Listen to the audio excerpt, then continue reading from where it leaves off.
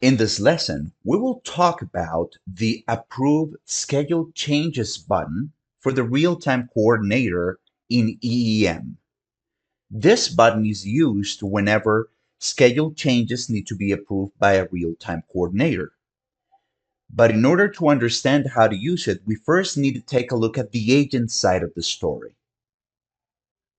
As agents in EEM, not only do we have the ability to see our schedules and what our day is going to look like, we also have the ability to introduce schedule adjustments.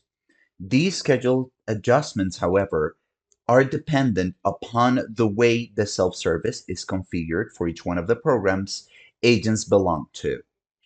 When we introduce schedule adjustments, because of the configurations we have for the self-service, we will see different things. For this example, I'm going to use extra hours.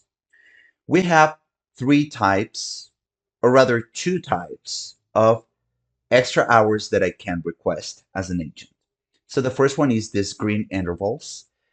What differentiates them from, for example, these blue intervals is that they do not require approval to be added as extra hours. However, if I select any of these blue intervals, I will need to be approved by either a supervisor or a real-time coordinator. So let's say that I select this couple of intervals that require approval and request them as extra hours. My request is going to look like this, just like any regular one that I would make as an agent. And the only thing is that once I submit this particular change, I will require the approval, which is seen by this question mark next to the interval. So that's the side of the story of the agent. So let's take a look at what it looks like for a real-time coordinator once this change has been submitted and requires approval. Now, going back to the real-time coordinator side of things, as we select the program, we will notice that the Approve Schedule Changes button starts glowing in this fashion. This tells me that there are schedule changes that I will need to approve because an agent has requested them from the blue intervals. So I'm just going to go ahead and click on this button, and this will in turn open an additional window, letting me see what schedule changes are available for me to approve. Once this information appears on the screen, as a real-time coordinator, I will be able to assess the situation in terms of agent forecast, my schedule open, and my variance to determine whether or not I should approve these changes. So the system is already giving me a chance to assess the situation before I make the decision.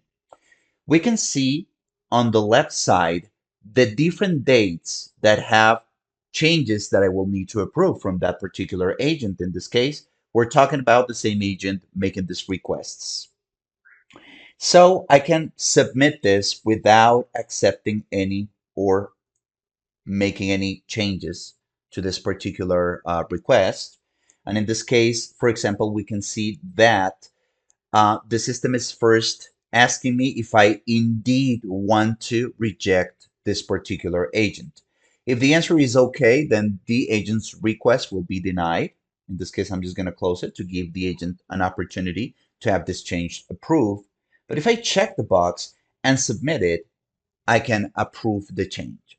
But there is something more that I can do for this particular request, which concerns this edit button here. If I click on this edit button, I can adjust the time for this particular request so that if necessary, and if there are enough intervals, that is, I can reduce the amount of intervals that I am approving this particular request for. In this case, I'm just going to leave it the way it comes, and I'm going to go ahead and submit it. Once the submission has gone through, we will see that the agent scheduled request will be updated. This will update EEM, which in turn will update the WFM system, obviously. Let's take a look at the changes for June 9 in this case. Now that the request has loaded, I'm just going to go ahead and submit it without checking the box.